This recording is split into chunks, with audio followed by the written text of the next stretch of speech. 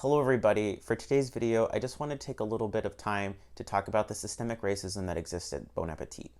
As someone who's recently started a channel about conversations with creative people while they share their food culture, who's also done research on the harmful effects of cultural appropriation, I felt I was qualified to make this video. Last week, before I had found out about the culture at BA, I had been trying to develop a similar video related to music, but opted to highlight the work of people of color instead, to make room for activist voices who I felt needed to be heard. This changed when I discovered the editor-in-chief Adam Rappaport had worn blackface 16 years ago. This also changed when different staff contributors came forward to address the systemic racism that they have faced while at the job. As a loyal BA fan who was inspired by their content to create this channel, I felt betrayed, tricked, and also a little embarrassed that I didn't even see the systemic racism that existed at BA. That's the issue with systemic racism. As a white person, you are in the position of power, and it can be incredibly difficult to see racism where racism exists when you are not part of the marginalized community. Links below to this story, so won't spend too much time rehashing it as there are plenty of examples of people who have already told this story. What I would like to provide is some commentary as to why the culture fostered at BA was harmful to the BIPOC employees. The first obvious answer is tokenism, which I'll define as when a person from a marginalized community is brought into a public-facing role within an organization to appear woke or diverse, so that the organization can prevent criticism from appearing racist. BA definitely participated in tokenism, which can be seen when looking back on comments made by Rappaport, where he said, according to the YouTuber Ramen, in order to brand themselves as global and modern, BA incorporates food cultures from around the world in their videos. Staff assistant editor Sola posted on Instagram this statement about her experience. I have been at Bon Appetit for 10 months. I am 35 years old and have over 15 years of professional experience. I was hired as an assistant editor at $50,000 to assist mostly white editors with significantly less experience than me. I have been pushed in front of the video as a display of diversity. In reality, only white editors are paid for their video appearances. None of the people of color have been compensated. But you might be asking, how is tokenism related to cultural appropriation when the organization is specifically including people of color in their content? For the sake of continuing to define things, earlier this year I did a research project on the harmful effects of cultural appropriation using Carolyn Shaw's Partita for 8 Voices as my primary example.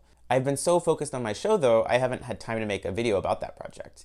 Without going too far into the details on the Partita, there are a few concepts that specifically apply to Bon Appetit.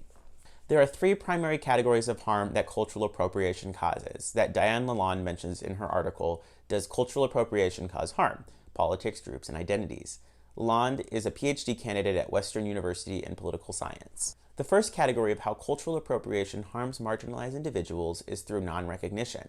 This example is most present in the music industry when artists take influence from rap and R&B but do not cite those genres or give credit to artists of color as their primary influence.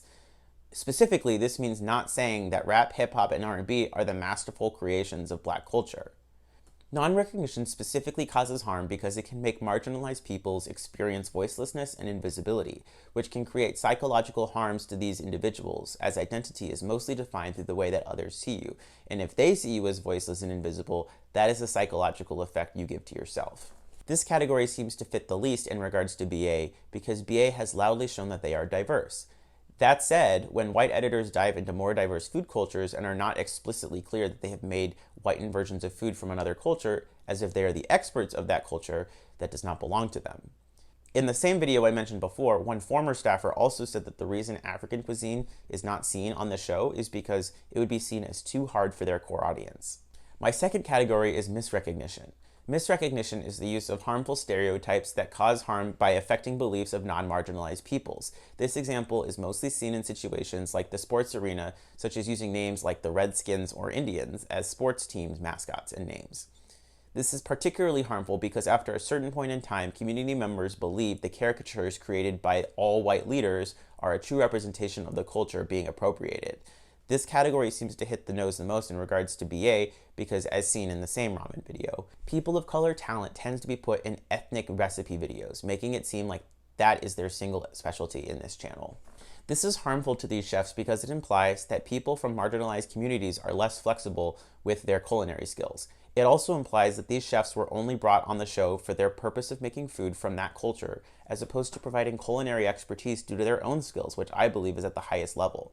Finally, by making whitewashed versions of dishes from different cultures, you are teaching a generation of foodies that marginalized communities are expendable and learning about their culture is not important. This brings me to my final category of harm, which is exploitation. Exploitation is when cultural property is unfairly taken in a way that causes harm to cultural members. While yes, this can be financial in the case, as Sola mentioned, of being paid less for their diversity, this can also be seen in the cases of different chefs venturing off to explore foods from Mexican and Indian cuisine.